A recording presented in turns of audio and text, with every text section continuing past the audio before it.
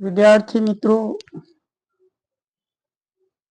મારી યુટ્યુબ ચેનલમાં તમારું હાર્દિક સ્વાગત છે. આજે આપણે ચેપ્ટર નંબર 1 ભાગીદારી વિશે પ્રવેશમાં ઉદાહરણ નંબર 15 જોઈશું. ખૂબ જ અગત્યનું અને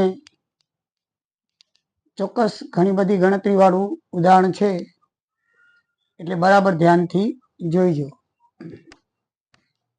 મિત્રો, એની અંદર નફા નુકસાન ફાળવણી ખાતું, ભાગીદારોના મૂડી ખાતા અને ચાલુ ખાતા બનાવવાના છે. રકમ એમ છે કે શ્રુતિ, કવિશ્રી અને મેરી એમ 3 ભાગીદારો છે. 1/4/16 રોજ સ્થિર મૂડી ખાતાની કુલ બાકી 2,50,000 હતી, જે અનુક્રમે 2:2:1 પ્રમાણમાં હતી. તેમના ચાલુ ખાતાની બાકીઓ અનુક્રમે શ્રુતિ 24,000 જમા બાકી, કવિશ્રી 18,000 ઉધાર બાકી અને મેરી 12,000 જમા બાકી હતી. તો ચાલુ ખાતાની બાકીઓ આપણે ચાલુ ખાતાની અંદર દર્શાવી દઈએ. બરાબર છે. જેની જમા બાકી છે એ જમા બાજુ, ઉધાર બાકી છે ઉધાર બાજુ. તો બાકી આગળ લાવ્યા જમા બાકી શ્રુતિના 24,000 છે અને મેરીના 12,000 છે, જે જમા બાજુ દર્શાવશે. જ્યારે કવિશ્રીના 18,000 છે, ઉધાર બાકી છે, તો ઉધાર બાજુ બાકી આગળ લાવ્યા તરીકે દર્શાવશે. અહીંયા બાકી આગળ લાવ્યા કવિશ્રીની ઉધાર બાકી અને બાકી આગળ લાવ્યા શ્રુતિ અને મેરીની જમા બાકી. જે જમા બાકી છે એ જમા બાજુ અને ઉધાર બાકી છે ઉધાર બાજુ દર્શાવવાની આવે. ત્યાર પછી 2,50,000ની મૂડી છે.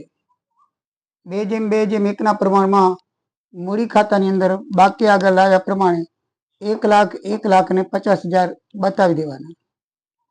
બરાબર. 2:2:2 4 ને 5/2 એટલે પ્રમાણ તમને આવડે છે.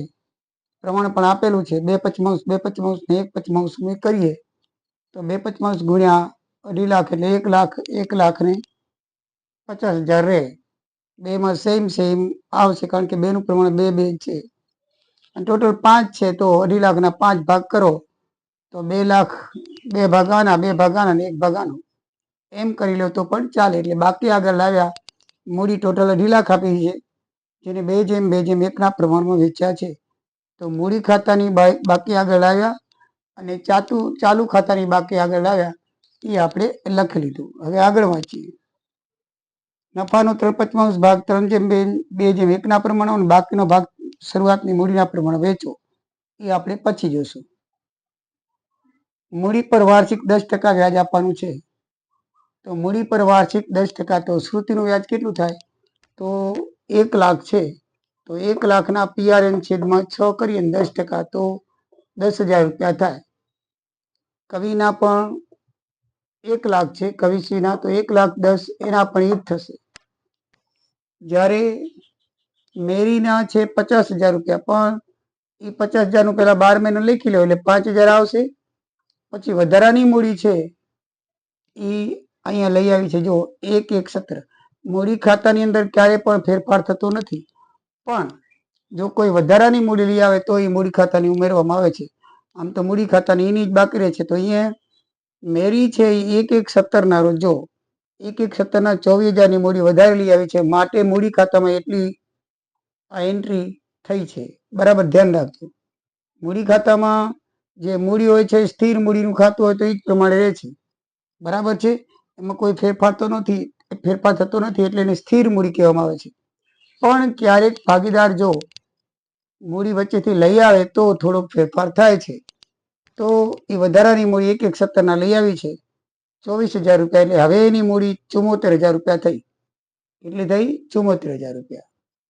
એટલે બાકી આગળ લઈ ગયા 31/3/17 1 લાખ અને 74,000 દર્શાવાશે મેરીની મૂડી. બરાબર છે મિત્રો.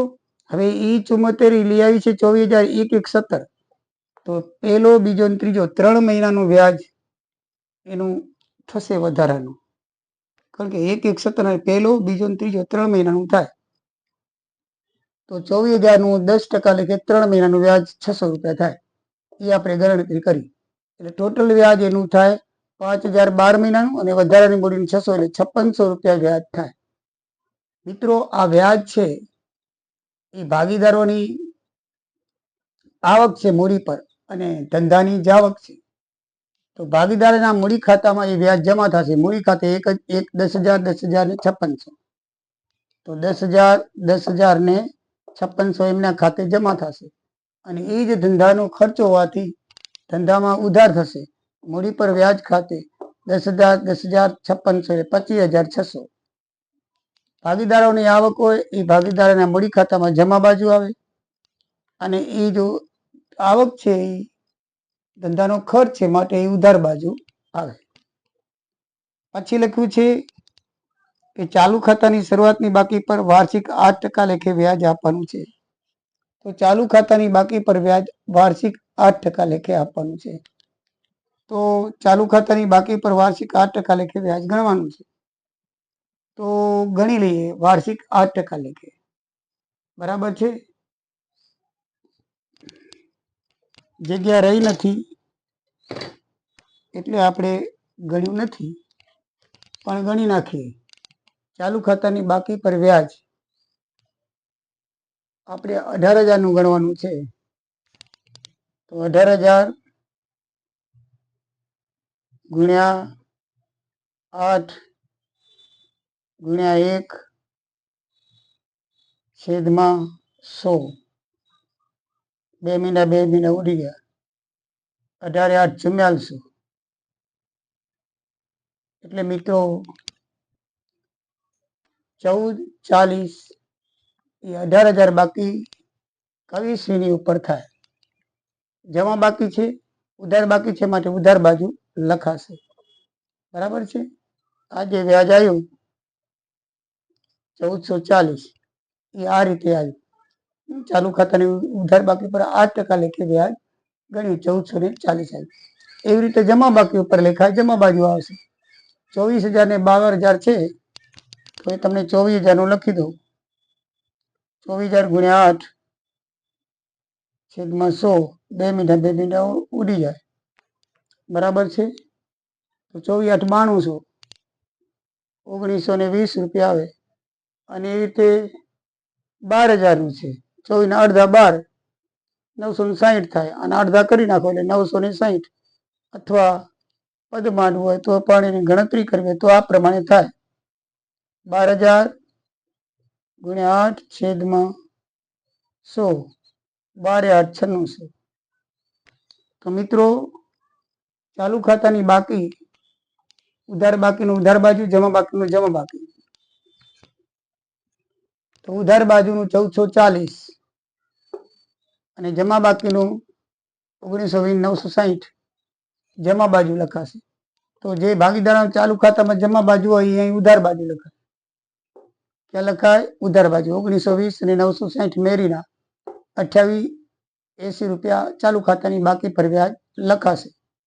એ જમા બાકી છે એટલે ભાગીદારોમાં આપવું પડે ભાગીદારોને. બરાબર છે. એટલે ધંધાનો ખર્ચ થાય. અને ઉધાર બાકી છે એ વ્યાજ છે 1440. ઉધાર તો આ બાજુ જમા બાજુ આવશે. એ શું છે? જમા બાજુ આવશે. ધંધાની આવક છે અને એનું લેણું છે કોનું? કસવીનું. તો કસવીને 1440 ધંધાની આવક થશે માટે જમા બાજુ 1440 લખાશે. કહેવાનો મતલબ એ છે કે જે ચાલુ ખાતામાં હોય ને વિરુદ્ધ બાજુ હંમેશા આવે. અહીંયા ઉધાર બાજુ છે તો ફાળવણી ખાતામાં 1440 જમા બાજુ આવે. આ બે વ્યાજ છે એ જમા બાજુ છે તો ફાળવણી ખાતામાં હંમેશા ઉધાર બાજુ આવે. ફાળવણી ખાતું ચાલુ ખાતા હંમેશા વાઇસ વર્ષા હોય અને ભાગીદારોમાં જે જમા બાજુ હોય એ ફાળવણી ખાતામાં ઉધાર બાજુ આવે. એ આપણે જાણો છો ને ઉધાર બાજુ હોય એ જમા બાજુ આવે. બરાબર છે. તો ચાલુ ખાતાનું ગણતરી થઈ ગઈ. હવે ત્રીજું છે કે કસ્વીને માસિક 500 નો પગાર આપવાનો છે. હવાલો છે. કસ્વીને માસિક 500 પગાર આપવાનો છે. ધંધાનો ખર્ચ છે તો એ પગાર ખાતે 500 ગુણ્યા 12 6000 કસ્વીના ખાતે લખાશે. કસ્વીની આવક છે માટે એના ખાતામાં 12,000 જમા થશે. કમિશન પગાર ખાતે 6,000 છે. 6,000 છે તો પગાર ખાતે કસ્વીના ખાતામાં 6,000 લખાશે. બરાબર છે મિત્રો? બરાબર ખબર પડી ગઈ? ધંધાનો ખર્ચ છે એટલે ધંધાની ઉધાર બાજુ આવે 500 ગુણ્યા 12 અને ભાગીદારની આવક છે એટલે એની જમા બાજુ આવે. જેને કમિશન આપવાનું હોય એની જમા બાજુ લખી નાખવાની. ભાગીદારો પાસેથી ઉપાડ પર વ્યાજ વાર્ષિક 12% લેખે વસૂલ કરવાનું છે. વાર્ષિક 12% લેખે ઉપાડ પર વ્યાજ કરવાનું છે. તો પેલા ઉપાડ જોઈ લઈએ. 1/2/17 18,000 શ્રુતિએ ઉપાડ કર્યો છે. 1/2/17 18,000 રૂપિયા બરાબર છે. તો 18,000 રૂપિયા શ્રુતિના ખાતામાં અહીંયા લખાશે 18,000 રૂપિયા. આ ત્રણેય ઉધાર બાજુ આવશે કારણ કે ત્રણેય લીધા છે, બધા અલગ અલગ ઉપાડી. 1/10/16 મેરીએ 20,000, 30,016 કવિશ્રીએ 12,000 અને 1/2/17 શ્રુતિ 18,000 ઉપાડ ખાતે લીધા છે. ઉપાડ હંમેશા ભાગીદારના ચાલુ ખાતામાં ઉધાર બાજુ આવે અને જો એ મૂડી હોય તો જમા બાજુ આવે. બરાબર છે. તો આ રીતે આપણે એનું વ્યાજ ગણીએ તો ઉપાડ પર વ્યાજ ગણવાનું છે. તો સૌથી પહેલા શ્રુતિનું વ્યાજ ગણી 18,127 લઈ આવી છે. બીજો મહિનો આખો આવે ત્રીજો એટલે 2 મહિનાનું વ્યાજ થાય 12% લેખે. તો 18,000 ગુણ્યા 12 ગુણ્યા 2/100 ગુણ્યા 12 360 રૂપિયા વ્યાજ થાય. એને ચૂકવવું પડશે. ધંધાની આવક થાય અને એને ખર્ચ થાય કારણ કે ઉપાડ કર્યો એટલે એને વ્યાજ ચૂકવવું પડે ધંધાને. એટલે ધંધાની આવક થશે અને ભાગીદારોની ખર્ચ થશે એટલે ભાગીદારોની ઉધાર બાજુ ત્રણેય વ્યાજ આવશે. 360 રૂપિયા એ શ્રુતિનું આવશે. બરાબર છે. 2 મહિનાનું છે. પછી કવિશ્રી 12,000 રૂપિયા લઈ આવી છે 30/11.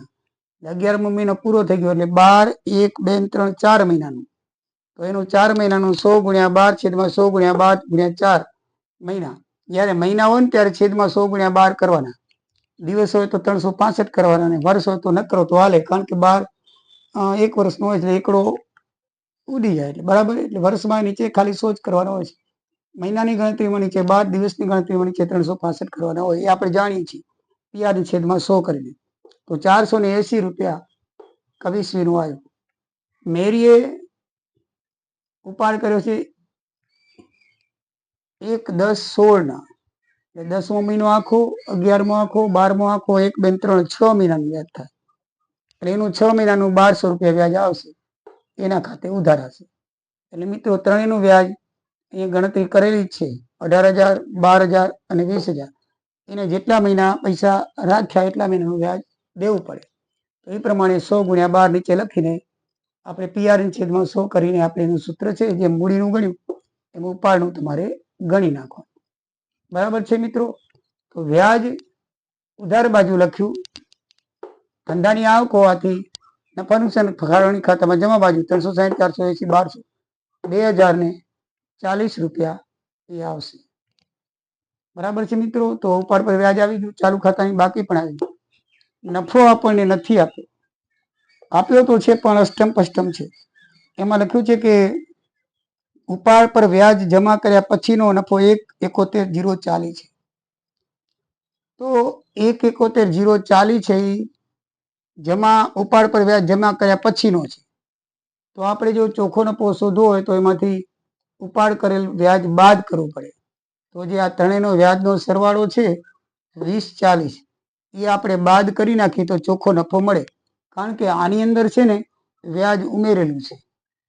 અને અહીંયા બીજી વખત જો એની નફો આપણે 1,10,40 લખી નાખીએ તો બીજી વખત 20,40 આવી જાય. એટલે વ્યાજ પહેલાનો નફો અહીંયા લખવો પડે. તો પહેલાનો નફો આપણે વ્યાજ બાદ કરશું એટલે 1,69,000 રૂપિયા અહીંયા આવે. નફા નુકસાન ખાતે ચોખ્ખો નફો કેટલો આવશે? 1,69,000. કારણ કે દાખલાની અંદર સ્પષ્ટ સૂચના લખેલી છે કે આની અંદર ઉપાડ પરનું વ્યાજ સમાયેલું છે. તો આપણે અહીંયા ઉપાડ પરનું વ્યાજ તો અલગ લખવું પડે તો એ કાઢી નાખવું પડે. એટલે અહીંયા ચોખ્ખો નફો લખવો પડે ને 2,040 અહીંયા આવી જાય. આ બંનેનો સરવાળો છે 1,74 આવી જાય. 1,71,040 બરાબર છે. એટલે આપણે ચોખ્ખો નફો લખવો પડે. ઉપાડ પરનું વ્યાજ આપણે બાદ કરીને 1,69 લખ્યા છે. દાખલામાં 1,69 ક્યાંય નથી. 1,71,040 આપ્યા છે. એમાં 20,40 ઉપાડ પરનું વ્યાજ બાદ કર્યું ટોટલ ત્રણેયનું. બાકીનો નફો 1,69 લખી નાખ્યો. પછી મિત્રો લખ્યું છે કે ઉપાડ આપણે જોઈ ગયા કે 1/1/17 રોજ વધારાની મૂડી 24,000 લાવી તો એ વધારાની મૂડી લાવી એ મૂડી ખાતામાં થશે. 1/1/17 24,000 લઈ આવી એ આપણે મૂડી ખાતામાં એમાં ઉમેર્યા એ પ્રમાણેનું વ્યાજ પણ ગણી નાખ્યું. હવે મિત્રો કમિશન ચોખ્ખા નફા પર 10% અને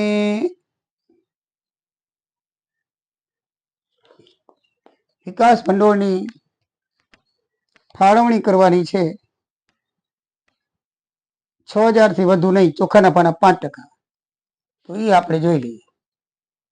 આ 3 ગણતરી તો આપણે જોઈ લીધી, 1, 2 અને 3. વિકાસ ભંડોળ છે એ ચોખ્ખા નફાના 5%. તો ચોખ્ખો નફો તો આપણે મળ્યો છે જો 1,72,480 એ બાદ કરો. આ ટોટલ છે 1,72,480 બરાબર છે. એ બાદ કરો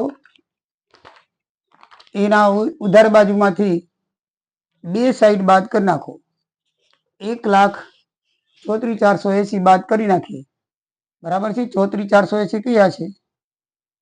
આ 25,600, 28,080 અને આ 6,000 આટલા તમે બાદ કરી નાખો તો એ તમને જો કેવી રીતે આવે.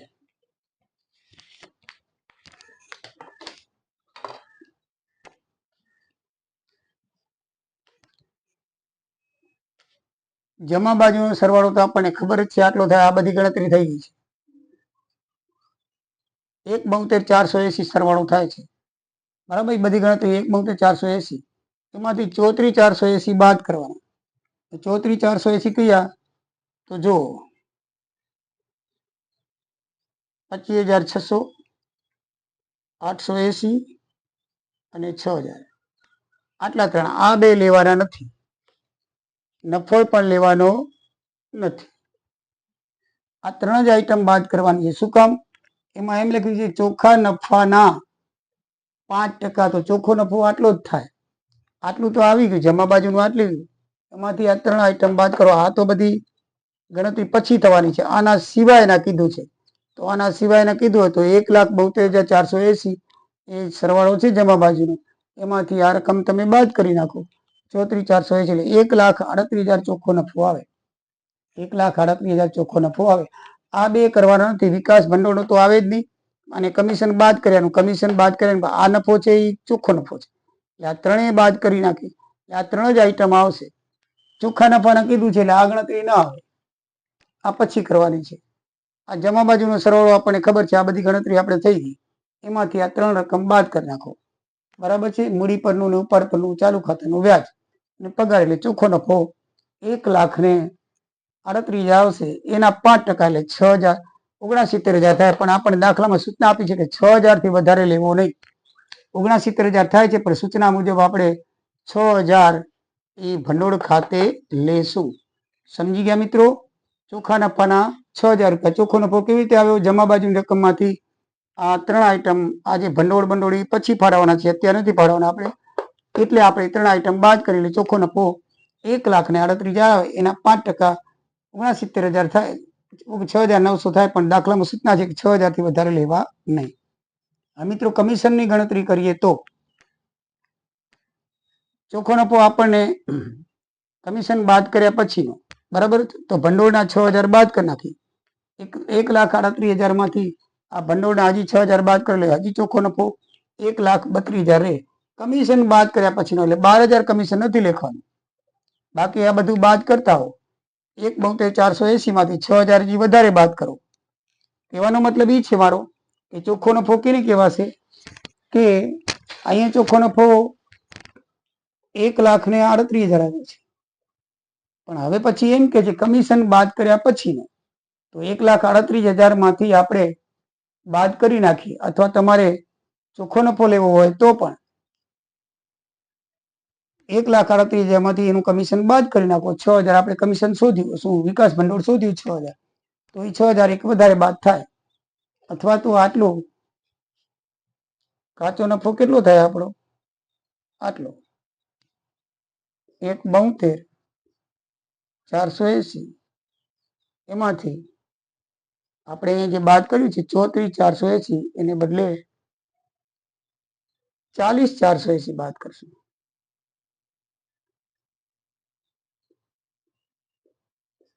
એટલે 1,32,000 નફો આવે.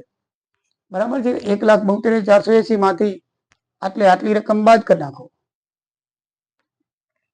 આ તો પછી કરવાનું, કમિશન પછી થશે, પછી થશે. આ ચોખ્ખો નફો છે, આવશે કાચો નફો.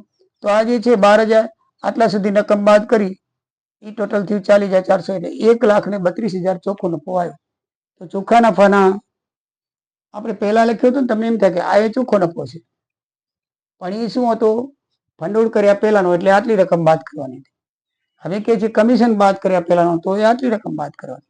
પહેલા આટલી હતી, પછી હવે આટલી, એક સ્ટેપ વધારે. તો વિકાસ ભંડોળમાં એ જે છે એમાં કમિશન ને ભંડોળ બે નતા લેવાના, એટલે 1,38,000 થયું. અને હવે જે આનું ગણતરી કમિશન કરીએ છીએ એમાં ખાલી ભંડોળ આવશે. કોની રકમ આવશે? ભંડોળ આવશે, એક રકમ વધશે, ભંડોળ લખાઈ ગયું. પછી આ કમિશન ગણતરી હવે કરવાની છે, એટલે એ આવે નહીં.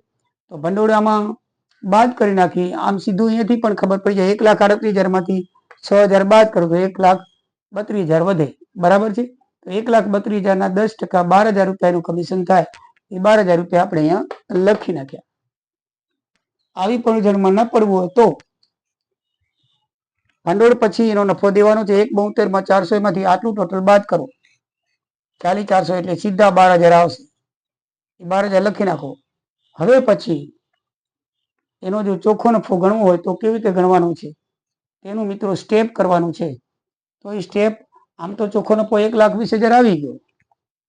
તમે આ જો 1,72,480 માંથી આટલી રકમ બાદ કરો, એટલે 1,20,000 ચોખ્ખો નફો આવશે. કેટલો નફો આવશે? 1,20,000. એ લખી નાખી, 1,20,000 ચોખ્ખો નફો આવશે. બરાબર. 1,72,480 માંથી આટલી રકમ બાદ કરો, 1,20,000 ચોખ્ખો નફો આવશે. પણ મિત્રો એ ચોખ્ખા નફાને કેવી રીતે વેચવાનો છે એની ગણતરી કરવાની છે. એ ગણતરી આમાં મેં લખી નથી, અહીંયાથી હું તમને કરી દઉં, કેવી રીતે છે એ બતાવી દઉં, એટલે તમને ખ્યાલ આવે. ચોખ્ખો નફો આપણો 1,20,000 નો આવ્યો છે. એની ગણતરી કરવી હોય તો આપણે દાખલામાં આપેલી સૂચના પ્રમાણે કરવાની છે. વહેંચણી પાત્ર નફાની ગણતરી. તો મિત્રો વહેંચણી પાત્ર નફાની ગણતરી કરવી છે તો બે રીતે વેચવાની છે. કેવી રીતે વેચવાની છે? બે રીતે કીધું છે. તો એને આપણે એક લખશું વિગત, પછી ભાગીદારોનું નામ લખશું, શ્રુતિ, કવિશ્રી, મેરી અને કુલ. તો એમાં એમ લખ્યું છે કે 1,20,000 નો 3/5 ભાગ, એટલે આ જે નફો આવ્યો એનો 3/5 ભાગ આપણે કોને આપવાનો છે? ત્રણેય ભાગીદારોને. બરાબર છે. અહીંયા વેચણી પાત્ર નફો આપણે ભાગીદાર નામ પ્રમાણે લખતા આવશે.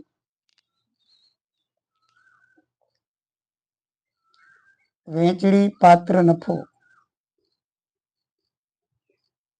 બરાબર છે. પહેલા આવશે શ્રુતિ, પછી કવિશ્રી અને પછી આવશે મેરી. તો જો 1,20,000 નો 3/5 ભાગ એટલે 72,000 રૂપિયા થાય. 72,000 ને 3:2:1 પ્રમાણમાં વેચવાના છે, એમ દાખલામાં સૂચના આપેલી છે. બરાબર છે. તો એ પ્રમાણે આપણે વેચીએ તો 36,000 શ્રુતિને ભાગ આવે, 24,000 કવિશ્રીને ભાગ આવે અને 12,000 મેરીને ભાગ આવે. ટોટલ 72,000 નફો વેચાઈ ગયો. દાખલામાં સૂચના આપી છે. બરાબર છે. આ 1,00,000 જે કાચો નફો આવ્યો એના 3/5 ને બાકીનો નફો છે, એટલે બાકી કેટલા વધ્યા? 72,000 ગયા, 21 માંથી 72,000 ગયા તો બાકી વધ્યા 48,000. તો 48,000 રૂપિયા કેવી રીતે વેચવાના છે? જૂના મૂડીના પ્રમાણમાં 2:1 જે આપણે દાખલામાં આપેલું છે, જે વેચ્યું હતું એમ, હા 2:1 ના પ્રમાણે, એના પ્રમાણે વેચવાનું છે. તો એ પ્રમાણે વેચી તો 19,900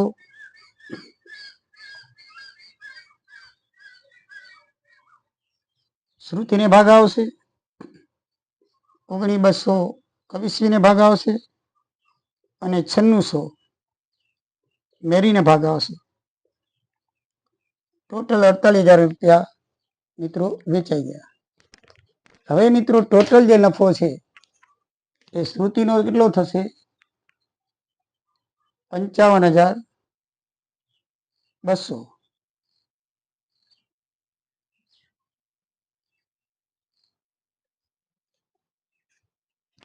આ બેનું મૂડી પ્રમાણ સરખું છે એટલે સરખું આવશે.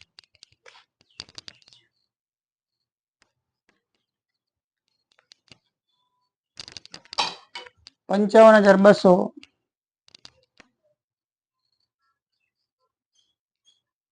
કુલ લખી નાખો છો ત્રણેયનું. આનો આવશે 43,200, આનો આવશે 21,600 અને ટોટલ થશે 1,20,000. મિત્રો આ રીતે 1,20,000 લખવાના છે. તો શ્રુતિને ખાતે આપણે 55,200, 43,200 અને 21,600. તો આ રીતે એના ચાલુ ખાતાની અંદર આપણે વેચી પાત્ર નફો લખવાનો હોય. એ નફો આપણે પાછો ઉધાર છે તો એને ફાળવણી કરી નાખીને જમા બાજુ ત્રણેય જણાને વેચી દઈએ. હવે જમા બાજુનું ટોટલ મારી દો તો ત્રણેયની આટલી બાકી આગળ આવ્યા, ઉધાર બાજુ ખૂટશે, તેને આપણે બાકી આગળ આવ્યા તરીકે લખાય. તો મિત્રો આ રીતે આ દાખલાની અંદર થોડીક ગણતરી અઘરી છે. ખાસ કરીને વિકાસ ભંડોળ અને કમિશનની ગણતરીમાં ધ્યાનમાં રાખવાનું છે. વિકાસ ભંડોળની અંદર ગણતરી કરો ત્યારે આટલું ટોટલ લેવાનું છે. 1,72,400 માંથી આ બાદ કરી નાખો. અને કમિશનની જ્યારે ગણતરી કરો ત્યારે એક સ્ટેપ વધારે આ વિકાસ ભંડોળનું ટોટલ એડ કરીને બાદ કરવાનું છે. બસ એટલી ધ્યાન રાખશો તો દાખલા બીજું કાંઈ છે નહીં. મિત્રો સમજણ પડી ગઈ હશે, ન સમજણ પડી તો કોમેન્ટ કરશો. જય દ્વારિકાધીશ, જય સિયારામ.